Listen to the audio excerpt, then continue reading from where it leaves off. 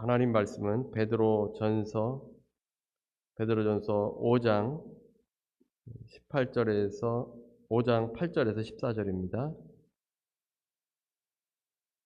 베드로전서 5장 8절에서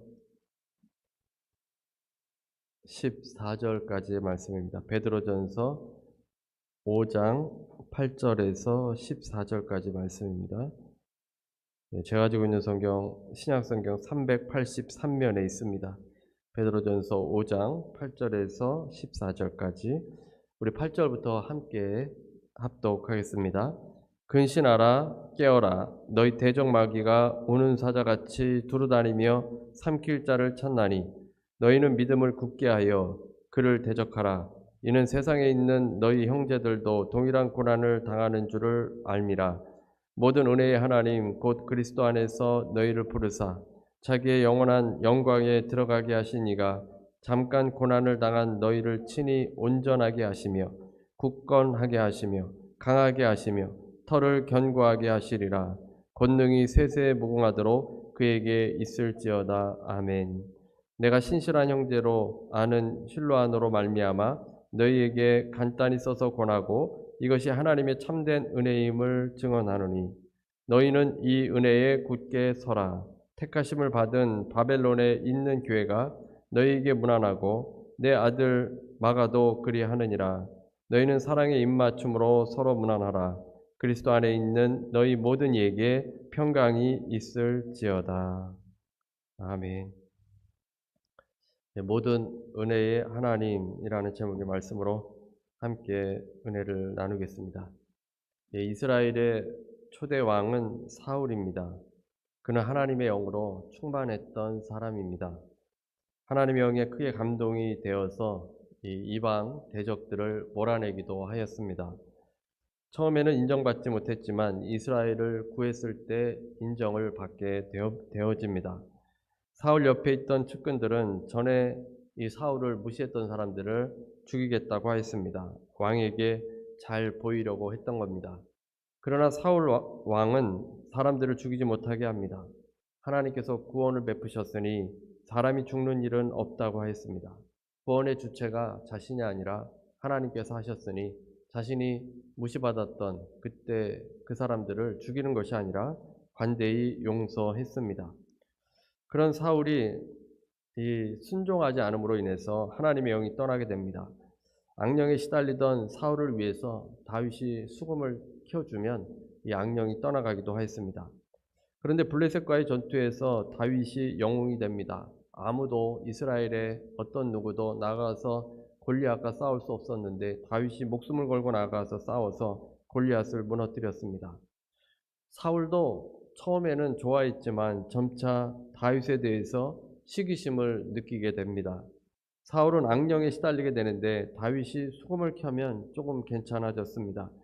그런데 사울이 창을 던져서 다윗을 죽이려고 했습니다.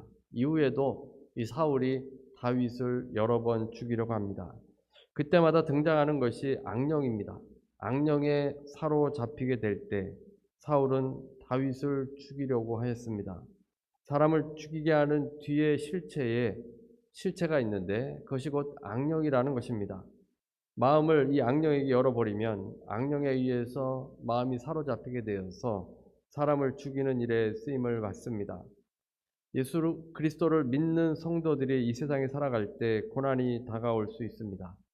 그런데 이 세상과 우리는 같은 길을 가는 사람들이 아니기 때문에 세상의 미움을 받고 세상의 고난을 받습니다. 세상이 크리스찬들에게 고통을 줍니다. 그런데 이 사람들끼리 서로 미워하고 다투고 싸우고 죽이는 그 뒤에는, 그 배후에는 바로 마귀가 있습니다. 세상에 보이지 않는 실체가 있어서 증오범죄도 많이 일어나고 있는데 그런 그 실체, 그 마귀가 결국은 우리 인간을 서로 죽이게 만드는 겁니다. 오늘 본문의 베드로는 그 실체에 대해서 밝히고 있습니다. 8절입니다. 근신하라 깨어라 너희 대적 마귀가 우는 사자같이 두루다니며 삼킬 자를 찾나니. 사람들 뒤에서 사람들을 죽게 만드는 그 어둠의 실체가 마귀임을 밝히고 있습니다. 마귀가 서로 죽게 만들고 고통스럽게 만들고 하나님을 떠나게 만듭니다. 우리가 사는 세상을 지옥으로 만듭니다. 그래서 이 마귀는 할 수만 있으면 하나님의 사람도 집어삼키려고 합니다. 너희 대적 마귀가 우는 사자같이 두루다니며 삼킬 자를 찾는다라고 하였습니다. 마귀가 누구입니까? 마귀는 원어로 보면 디아볼로스입니다. 디아볼로스는 참소하는 자, 고발하는 자라는 뜻입니다. 남을 헐뜯어서 죄가 있는 사람처럼 꾸며서 윗사람에게 고하여 바치는 것을 말합니다. 남을 헐뜯고 죄인으로 만듭니다. 이 마귀가 참소하는 자인데 이 마귀가 가장 크게 참소했던 때가 바로 십자가입니다. 마귀는 흠도 없고 죄가 없으신 예수 그리스도를 참소했습니다. 유대 지도자들이 사람들을 선동해서 예수님을 십자가에 못 박으라고 해서 죄인으로 만들었습니다. 그래서 예수님을 못 박게 되어지는데 이 마귀가 정죄하고 예수님을 죽였습니다. 예수님을 죄가 있다고 단정한 것입니다. 그래서 마귀가 마치 심판관이 되어서 예수님을 심판한 겁니다. 죄 없으신 예수님께서 십자가에 죽으셨기 때문에 의인이 죄 없이 죽게 된 것입니다. 하나님의 법정에서는 마귀가 거짓말하는 자요 살인자임이 증명이 되어서 하나님께서는 죄 없으신 그 예수님을 일으켜 세워주셨습니다. 부활하신 것입니다. 사망은 죄의 삭시입니다. 사람이 죽는 것은 죄의 결과로 인해서 죽게 되어지는데 예수님은 전혀 죄가 없으시기 때문에 죽으실 수 없는 분이십니다. 그런데 마귀가 참소해서 예수님께서 죽으셨기 때문에 그것은 부당한 일이 됩니다. 십자가에서 마귀는 불의한 자임이 증명이 되었습니다. 십자가를 통해서 참소하던 그 마귀의 입을 막아버리게 된 겁니다. 이제 하늘 법정에는 하나님의 판결에 따라 법이 집행되어야 합니다. 법이 집행되는 때는 예수님께서 다시 오시는 때입니다. 베드로전서 5장 4절에 보면 그리하면 목자장이 나타나실 때에 시들지 아니하는 영광의 관을 얻으리라. 목자장, 즉 예수님께서 다시 오실 때 그 법이 이제 실행이 되어집니다. 그래서 우리가 주님께서 다시 오실 날을 기다리고 있지 않습니까? 언젠가 주님께서 다시 오실 텐데 마귀는 십자가에서 이미 선고를 받았고 형이 아직 집행되진 않았는데 예수님께서 다시 오실 때 이제 완전한 판결이 내려집니다. 그래서 마귀는 이제 그 기간 동안에 예수님께서 십자가에 죽으시고 부활하실 때 마귀가 선고는 받았는데 형이 완전히 집행되기까지 그 기간 동안에 하나님의 백성들, 성도들을 괴롭게 합니다. 우는 사자처럼 성도들을 삼키려고 하는 겁니다. 우는 사자처럼 달려들어서 우리 성도들을 힘들게 하고 고통을 주고 삼키려고 다니고 있습니다. 이때 성도들은 어떤 모습으로 있어야 합니까? 8절에 보면 근신하라 깨어라 정신을 차리고 깨어 있으라는 겁니다. 깨어 있으라고 말씀하는데 깨어 있다라는 것이 잘 마음에 와닿지 않을 수 있습니다. 깨어 있지 않는 것은 무엇이겠습니까? 깨어 있지 않는 것을 좀 생각하면 우리가 깨어 있는 것을 조금 더 구체적으로 알 수 있습니다. 성도들이 어떤 상황에서도 불신자와 전혀 다를 바 없이 바라보고 반응하며 사는 것이 잠들어 있는 겁니다. 성도들은 항상 하나님의 말씀으로 살아 있어야 합니다. 하나님의 시각으로 해석할 수 있어야 되고 말씀 붙들고 행동해야 합니다. 그런데 모든 생각하는 것이나 행동하는 그 모든 것이 세상 사람들과 똑같다면 잠들어 있는 것입니다. 마귀가 우는 사자같이 두루다닌다고 했는데 우는 사자가 노리는 희생자는 이렇게 생각 없이 세상 사람들과 같이 사는 그런 사람들이 희생양으로 삼는 겁니다. 공격을 당하면 하나님을 믿는 하나님의 성도들도 하나님의 뜻을 거부하며 살아갈 수 있게 되는 겁니다. 마귀의 공격에 여러분의 마음 가운데 두려움이 찾아오게 될 수도 있고 누군가를 증오하게 될 수도 있습니다. 낙담하고 염려하고 폭력적인 모습으로 나타날 수도 있습니다.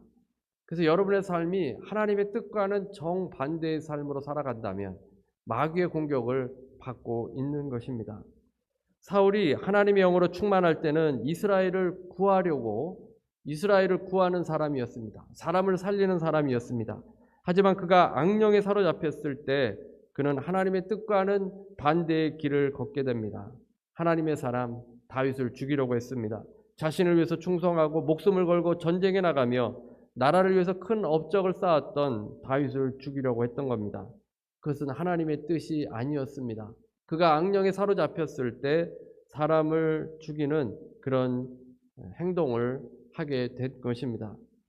사람을 움직이는 그 악한 실체로부터 잡히지 않도록 우리가 깨어 있어야 한다는 말씀입니다. 그러면 어떻게 해야 합니까? 9절에 있습니다. 너희는 믿음을 굳건하게 하여 그를 대적하라. 마귀를 대적하는 방법은 믿음을 굳건하게 하는 겁니다. 믿음으로 마귀의 공격을 막아낼 수 있습니다. 마귀의 공격을 우리가 너무 두려워할 필요도 없습니다. 우리가 믿음으로 마귀의 공격을 이겨낼 수 있기 때문에 크게 두려워할 일도 아닙니다. 에베소서 6장 16절 세 번역입니다. 이 모든 것에 더하여 믿음의 방패를 손에 드십시오. 그것으로써 여러분은 악한 자가 쏘는 모든 불화살을 막아 꺼버릴 수 있을 것입니다. 마귀가 우리 성도들에게, 여러분이 예수님을 믿고 있는데 여러분들에게 이 불화살을 막 쏘고 있는 겁니다. 불화살을 막 쏴서 여러분이 넘어지도록 우리에게 쏘고 있다는 겁니다. 그때 우리가 어떻게 하냐면 믿음의 방패, 이 믿음의 방패로 대적을 할 수 있습니다. 그 마귀를 대적하면 어떻게 됩니까? 야고보서 4장 7절에 보면 그러면 그가 너희를 피하리라. 믿음의 방패를 가지고 이 마귀에게 맞서게 되면 마귀가 떠나가게 된다는 말씀입니다. 우리 인간이 사는 이 세상 가운데 마귀는 보이지 않는 존재인데 그 실체가 활동을 하면서 믿는 자들이라도 집어삼키려고 하고 있습니다. 우리가 깨어서 믿음의 방패를 가지고 공격을 막아내야 합니다. 그런데 이 믿음의 기초는 은혜입니다. 하나님의 은혜를 깨닫는다면 우리가 더 강력한 믿음의 방패를 들 수 있습니다. 어떤 하나님의 은혜를 알아야 합니까? 오늘 본문 10절에 보면 이 5가지로 우리가 은혜를 나눌 수 있습니다. 먼저 은혜의 하나님이 우리와 함께 있다는 것을 깨달아야 합니다. 10절 말씀입니다. 모든 은혜의 하나님 곧 그리스도 안에서 너희를 부르사 자기의 영원한 영광에 들어가게 하신 이가 잠깐 고난을 당한 너희를 친히 온전하게 하시며 굳건하게 하시며 강하게 하시며 털을 견고하게 하시리라. 하나님께서 항상 함께 하신다는 사실입니다. 어떤 하나님인가 하면 은혜의 하나님이 함께 하시는 것입니다. 심판한 하나님이 아니라 우리와 함께 하신 하나님은 은혜의 하나님. 그 은혜의 하나님이 우리의 신앙의 전 과정을 함께 해주십니다. 여러분이 처음 예수님을 믿을 때부터 그 다음에 계속 성장해 나아가는 그 모든 신앙의 여정 가운데 은혜의 하나님이 여러분과 함께 있다는 말씀입니다. 그래서 우리 안에 역사하시는 그 은혜의 하나님을 우리가 깨닫고 경험할 수 있어야 합니다. 잔느 기용이라는 신실한 크리스찬이 있습니다. 17세기 사람인데 성직자도 아니고 신학자도 아닙니다. 하지만 기독교인들에게 많은 영향력을 끼친 사람 중에 한 사람입니다. 이 귀용 부인은 예수님을 만나기 전에 몸부림치며 예수님을 갈망했습니다. 그녀는 자신이 거룩하지 못하면 예수님을 만나지 못하는 줄 알았습니다. 그래서 자신이 얼마나 성장하고 있는지, 얼마나 나아지고 있는지를 철저하게 점검했습니다.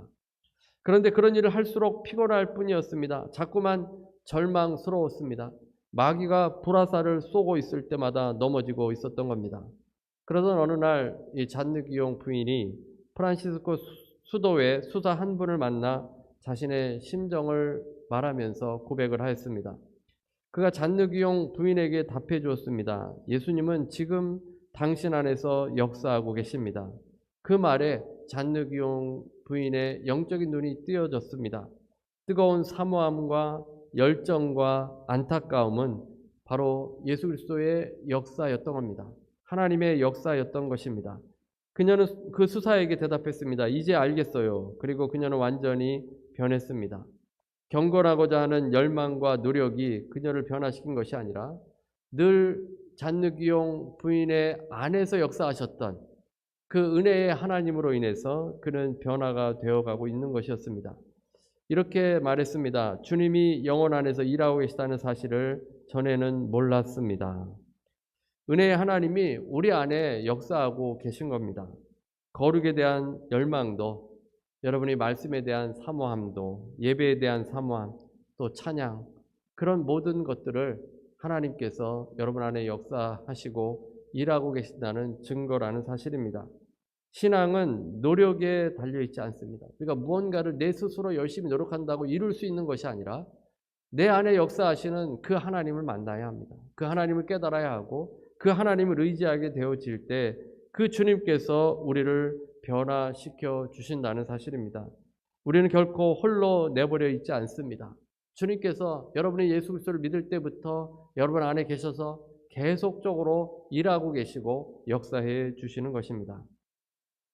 두 번째는 회복하시는 은혜입니다. 10절 중간에 보면 잠깐 고난을 당한 너희를 친히 온전하게 하시며, 고난 가운데 있는 하나님의 자녀들은 상처받게 되고 또 깨어지게 됩니다. 세상 속에 있으면 낙심과 절망이 다가옵니다. 온전케 하신다고 되어 있는데 다시 원래의 위치로 제 위치에 돌려놓는다, 회복한다. 그래서 준비하게 한다라는 뜻입니다. 고난 속에서 우리가 여러 가지 모습이 제 위치에서 벗어날 수가 있습니다. 그런데 하나님의 은혜는 다시 원래의 위치로 되돌려놓는 겁니다. 하나님의 은혜는 무너져 있고 깨어져 있는 상태로 그대로 내버려 두는 것이 아니라 그 사람을 다시 원 위치로, 다시 옛날의 그 신앙으로 회복시켜 주신다는 사실입니다. 주님께서 한 사람 한 사람, 여러분 한 사람 한 사람을 불러주셨는데 여러분이 낭망하고 절망할 때 그냥 내버려 두시는 것이 아니라 원 위치로 다시 원래의 신앙대로 회복시켜 주시는 분이신 겁니다. 베드로가 이것을 뼈저리게 깨달았지 않았겠습니까?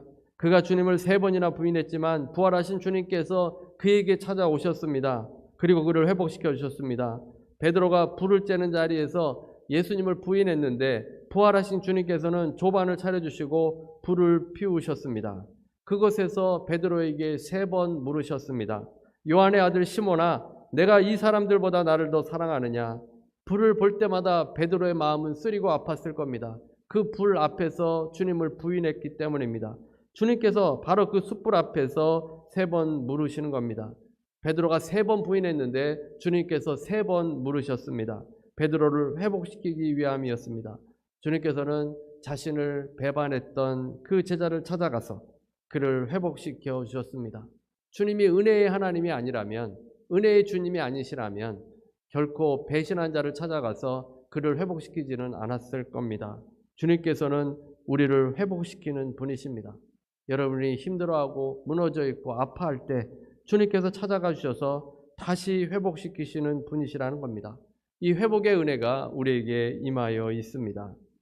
그 다음에 3번째는 굳게 세워주시는 은혜입니다. 하나님께서는 주의 성도들이 회복될 뿐만 아니라 믿음에 굳게 서도록 해주십니다. 우리가 이전에는 처음에 예수님을 믿으면서 또 신앙생활을 오래 하더라도 흔들리게 되어집니다. 고난과 환난 속에서 이리저리 방황하고 휩쓸리게 될 수도 있습니다. 고난 속에서 하나님의 말씀대로 살지 못할 때도 있습니다. 그러다가 쓰러지는데 쓰러진 곳에서는 십자가를 발견하고 다시 일어나게 되는데 그것이 바로 하나님의 은혜라는 것입니다. 굳게 세워지는 것이 우리의 노력으로 되는 것은 아니라는 겁니다. 우리가 흔들릴 때 괴로워하게 되는데 우리가 언제 확고한 믿음 가운데 나아갈 수 있을까 이렇게 한탄할 수도 있습니다. 그런데 우리의 생각대로 되는 것이 아니라 굳게 세워주시는 그 하나님의 은혜를 의지할 때 세워질 수 있습니다. 나무가 처음 자라기 시작할 때는 흔들립니다. 바람이 조금만 불어도 이리저리 흔들려서 쓰러질 것만 같습니다.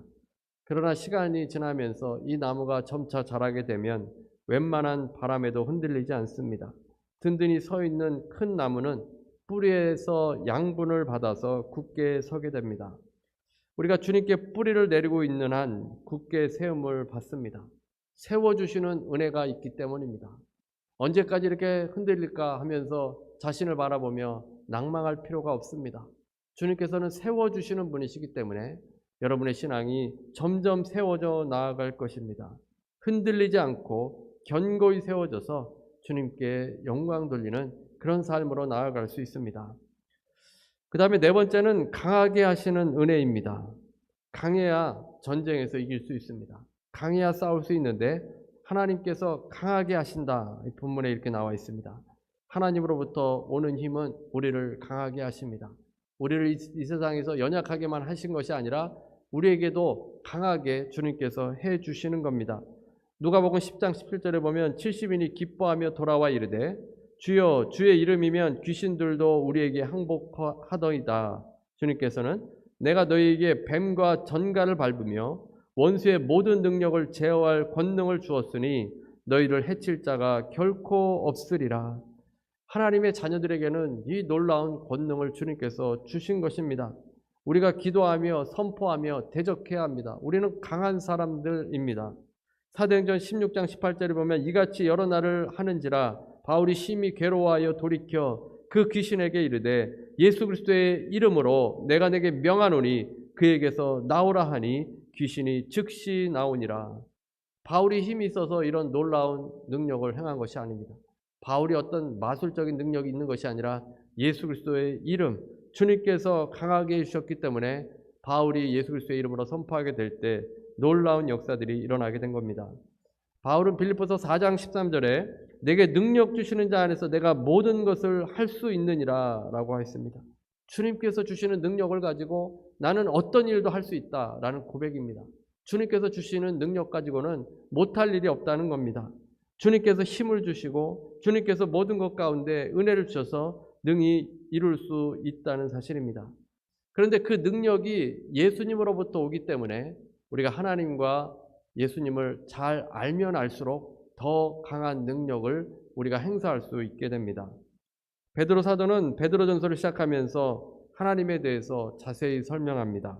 베드로전서 1장부터 2장 10절까지 성부 하나님, 성자 하나님, 성령 하나님에 대해서 자세히 설명해 놓았습니다.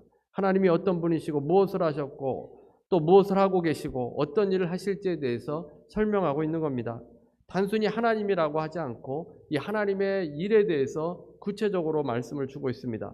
베드로전서 1장 2절부터 보면 하나님 아버지께서 여러분을 미리 아시고 성령으로 거룩하게 해주시고 여러분은 순종하게 되고 예수 그리스도의 핏부림을 받게 되었습니다.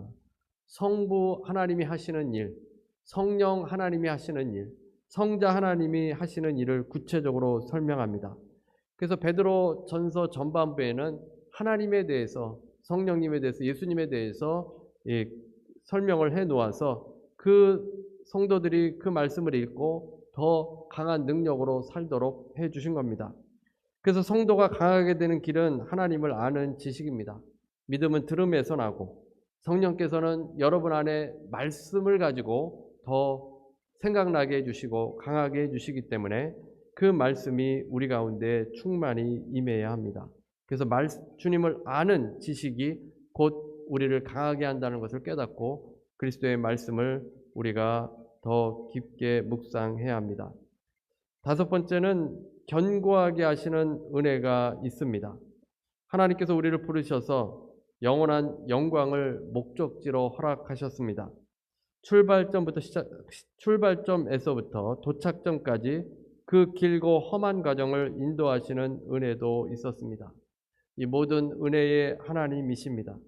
우리의 모든 신앙의 여정이 다 하나님의 은혜 가운데 있다는 말씀입니다.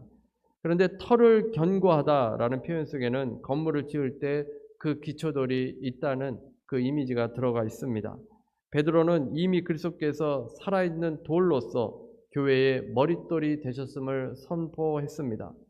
견고해지는 터란 그리스도와 그분의 말씀 믿음입니다. 그리스도와 십자가와 부활, 그 길에서 흔들리지 않는 확신입니다.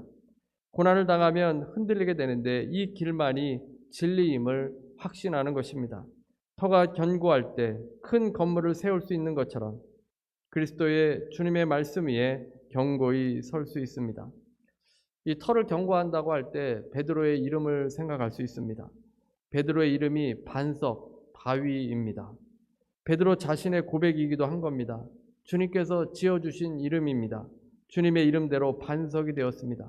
반석과 같은 믿음은 고난을 통과하면서 그에게 생겨난 것입니다. 베드로는 고난을 두려워서 피하려고만 했지만 십자가와 부활을 통해서 그가 이 고난을 깨닫게 되고 그는 반석과 같은 신앙에 이제 성도들에게 말씀을 증거하게 된 것입니다. 우리의 믿음은 은혜에 기초하고 있습니다. 하나님은 모든 은혜의 하나님이십니다. 그 은혜가 우리에게 있고 항상 우리에게 부어지고 있습니다. 그 은혜는 회복의 은혜이고 굳게 세워주는 은혜이고 강하게 해주시는 은혜이고 견고하게 하시는 은혜입니다. 우리의 신앙에 있어서 모든 것이 은혜라 고백할 수밖에 없는 겁니다. 하나님께서 부어주신 은혜로 우리의 신앙이 유지되고 성장되기 때문입니다. 에스겔서 37장에 환상이 나옵니다. 골짜기에는 뼈들이 가득히 있습니다. 뼈들이 널려 있습니다. 그 뼈들은 말라 있었습니다. 그 뼈들은 아무짝에도 쓸모없는 것들입니다. 주님께서는 에스겔에게 물으셨습니다. 이 뼈들이 살아날 수 있느냐? 하나님께서는 에스겔에게 너희 마른 뼈들아, 너희는 주의 말을 들어라 라고 대언하라고 하였습니다.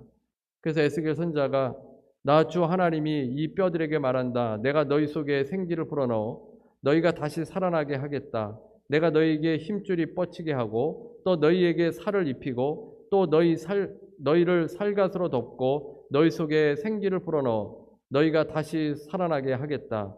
그때야 비로소 너희는 내가 주인 줄 알게 될 것이다. 이렇게 대언하니까 뼈들이 요란한 소리를 내었습니다. 그 뼈들 위에 힘줄이 뻗치고 살이 오르고 살 위로 살같이 덮였습니다. 그리고 주님께서 생기를 불어넣으셨습니다. 그러자 그들이 살아서 제 발로 일어서는데 엄청나게 큰 군대가 되었습니다.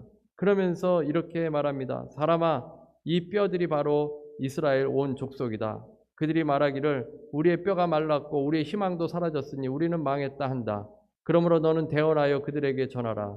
나 주 하나님이 말한다. 내 백성아, 내가 너희 무덤을 열고 무덤 속에서 너희를 이끌어내고 너희를 이스라엘 땅으로 들어가게 하겠다. 내 백성아, 내가 너희의 무덤을 열고 그 무덤 속에서 너희를 이끌어낼 그때야 비로소 너희는 내가 주인 줄 알리라. 하나님께서는 은혜의 하나님이신 겁니다. 우리는 고난이 올 때 이 뼈들과 같이 우리는 희망이 사라졌으니 우리는 망했다라고 주저앉아 버립니다. 뼈들도 그냥 뼈가 아니라 말라버린 뼈들입니다. 아무런 희망이 없습니다. 무덤 속에 잠자는 자들입니다. 그런데 하나님께서 말씀하시고 하나님께서 명령하시니까 뼈들이 이어지고 힘줄이 뻗치고 살이 오르고 살같이 덮이고 생기를 주셔서 회복시켜 주시고 굳게 세워주셨습니다. 그래서 하나님의 군대가 되고 그들을 견고하고 강하게 해주셨습니다. 그런 다음에 그들이 고백한 것이 하나님께서 우리의 주님이시다 이렇게 고백을 했다는 겁니다. 터가 견고하게 서게 되는 겁니다. 그 은혜의 하나님께서 이스라엘을 이끌어 주셨는데 이제 우리 가운데도 임하여 주신다는 말씀입니다. 하나님께서 은혜의 하나님께서 항상 여러분과 함께 해주십니다. 베드로는 하나님의 은혜를 생각하면 너무 감사하기 때문에 나 같은 죄인 아닙니까? 베드로가 예수님을 3번이나 부인했던 사람인데 자신을 이렇게 귀한 일꾼으로 삼아주신 그 하나님의 너무나도 감사하기 때문에 찬양을 하지 않을 수 없습니다. 그래서 베드로 입에서 터져나온 말씀이 11절입니다. 권능이 세세 무궁하도록 그에게 있을지어다. 아멘. 하나님께 대한 모든 말씀은 하나님의 영광과 존귀를 찬송하면서 끝날 수밖에 없습니다. 하나님의 은혜를 깨달은 자는 하나님을 찬양하지 않을 수 없는 겁니다. 하나님께서 우리 한 사람 한 사람 불러주시고 그리스도의 기초 위에 살아있는 성전으로 세워가십니다. 우리 스스로 세우는 것이 아니라 그 모든 과정 가운데 하나님께서 은혜의 하나님이 되셔서 우리 가운데 역사해 주시기 때문에 우리를 회복시키고 우리를 굳게 세우고 강하게 하시고 또한 그리스도 안에서 터가 굳게 해주시기 때문에 모든 것이 하나님의 은혜임을 고백하며 주님을 찬양하게 되는 겁니다. 우리의 삶을 인도해 주시는 분은 은혜의 하나님이십니다. 그 하나님 영원토록 찬양하시는 여러분 되시기를 바랍니다. 우리 시간에 다시 통성으로 한 목소리로 기도하겠습니다. 하나님의 은혜로 우리가 이제 이런 신앙을 가지고 주님께 나아가게 되었습니다. 주님께 감사하며 그 은혜 붙들고 살 수 있도록 우리 다 시간에 통성으로 한 목소리로 기도합니다. 할렐루야 할렐루야 할렐루야. 하나님 아버지 감사합니다. 아버지 하나님 역사해 주심을 감사합니다.